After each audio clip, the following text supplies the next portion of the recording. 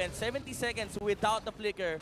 Kanina nakita natin, isang huli mula kay Flap, isang final judgment na punish kagad nila yung misposition na Brody from Burmese Golds. Considering may flicker pa siya nun, problema na kagad yung Arlott. Now without the flicker, mas malaking problema to for Burmese Golds. Baka hindi sila makapaglaro ng aggressive playstyle dito sa Lord Fight. That's meron pang 50 seconds na natitira dito bago mag-up ulit ang flicker ni Stitch at papakiramdaman na rin yung dalawang kupunan dito at parang si Kyle delikado TZ. yung mga nasa likod ng Burmese Golds. Yung mga pwestuhan ni Kyle TZ kanina pa natin medyo kinakailangan yatang mataan pero si Flap TZ ngayon na nahuli. Divine Judgment! Divine Judgment, makakasecure yata ng kill pero makakatakas pa rin. May iwan dito.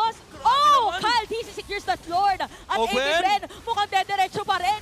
Si Nico may iwan dito pero meron Netherrealm. Open is down. Pero dito na si Super Marco, sakto kanyang blazing doon. Meron pa mga free hit. Winter Tranchon para kay Flap TZ.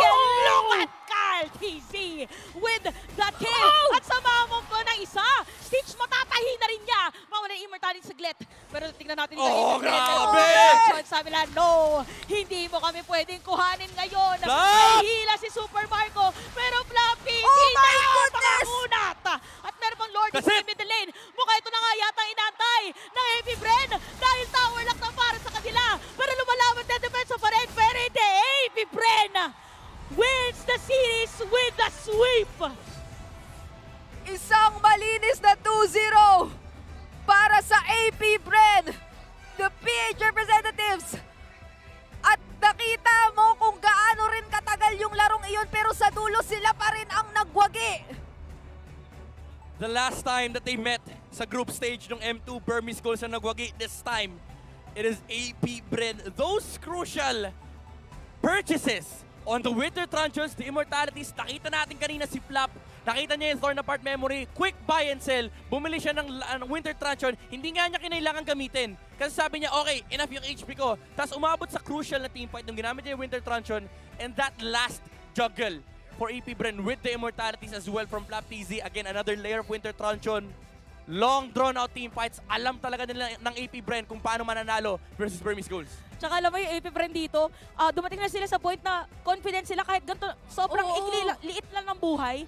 Yung mga passive ng mga heroes nila, alam nila na pag pumitik sila ng skill, merong babalik at babalik eh. Kasi kung ako lang naglalaro, syempre hindi ako pro player.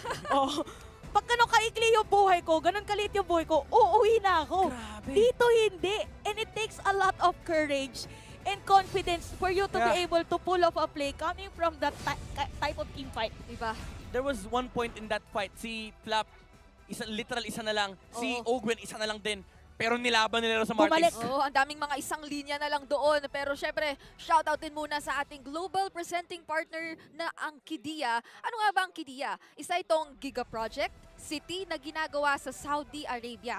Ang Qiddiya ay magiging future capital of entertainment, sports, and culture. So Qiddiya aims to change the world of gaming and esports. So don't forget to follow at Qiddiya Gaming on Instagram, Twitter, and TikTok. May mga giveaways din tayo, kaya stay updated sa mga social media pages. Hindi ko mabilang kung ilan yung mid-team fight na buy and sell na naganap doon kasi yun yung pinaka-nakaka-pressure sa lahat pero nagawa nila ng paulit-ulit. At ang MVP natin na nagpakita nga nung pinakahuli yatang buy and sell na napaka-crucial, I think it's none other than Kyle TZ, yung Nolan niya na kanina pa nakakahanap ng nakakahanap. Grabe yung commitment ni Kyle TZ sa trabaho niya. Talagang alam niya, siya yung papatay kay Stitch. Siya rin yung damage nila sa frontline. Pero very layered yung playstyle dito ng AP Bren. Look for the backline. Do not let Stitch play kasi dalawa silang humahantin dito kay Stitch. Pero alam ni Kyle TZ, siya yung primary threat versus the Brody. Kasi si Flap TZ, meron ding frontline duty. Kailangan niya samahan si Ogwen. And yung positioning ni Kyle TZ sa last team fight, nabigyan si Super Marco at one time dahil wala nakasilip sa right side of the Lord.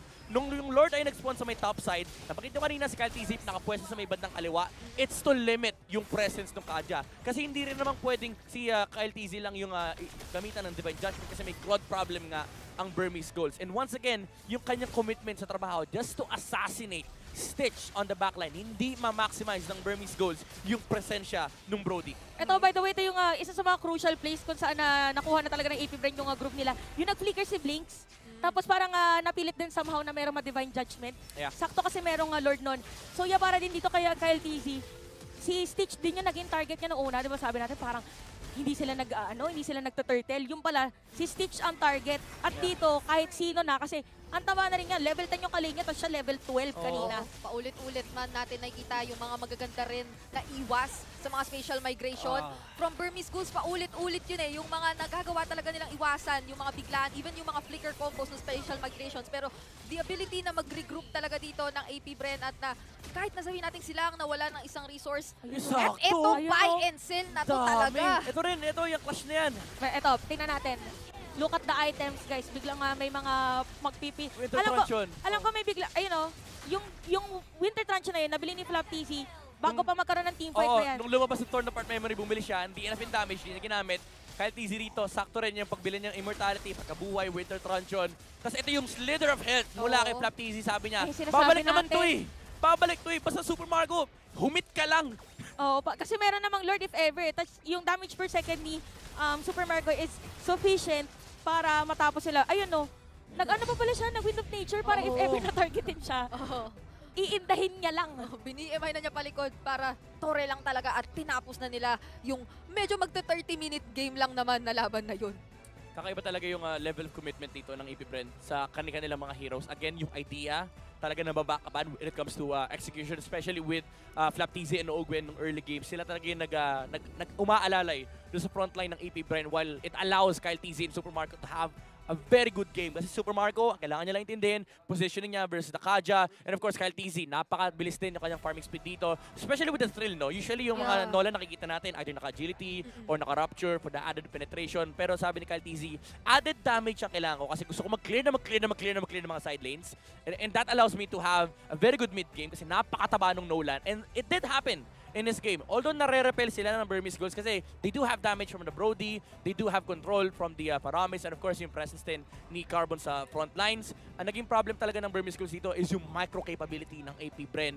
Na advantage din talaga ever since ni Nolan tsaka ni Claude dahil sa kanilang mobility factor. But of course, yung selfless commitment din ng AP Bren, it's hard to quantify gano'ng kalaki yung effect nun. Pero yung willingness lang ni Flap TZ tsaka ni Ogwen na, sige, alalay na kami, makapaglaro lang yung dalawang core namin. Sobrang nag-snowball nga yung isang cordon, which is si Kyle TZ with a total of 766 gold per minute lang naman, na kahit sinabi nga natin hindi na nagmamatter dun sa isang punto na nakita nating halos 6k gold lead na yung nasecure niya. Parang naging malaking bagay siya in a sense na nagawa niya lahat ng buy and sell na nakita natin nung late game na talagang nakapagpabago ng sobra nung takbo nung kung paano na-end na finally doon na AP Bren yung laro. Tsaka yung ginawa dito ni Kyle TZ, sa sobrang kakaiba yung naging jungling pattern niya. Kung ikaw yung Burmese Ghouls, hindi mo alam kung kailan magiging part ng teamfight si Kyle TZ. Kasi since nauna na siya sa farming, doon sa latter part, kahit magtago na lang siya sa brush, ibigay niya na lahat ng farm kay Super Marco, mag-aabang na lang siya ng pwede niyang targetin basta-basta. Kaya for me, ang unsung hero ko dito si Pew. Siya umuubos ng Netherrealm actually. Kanina, no? Kaya ang taas ng damage output actually. Taas ng damage output ni Pew, 70k. Pantay sila ni Marco. Actually, mas mababa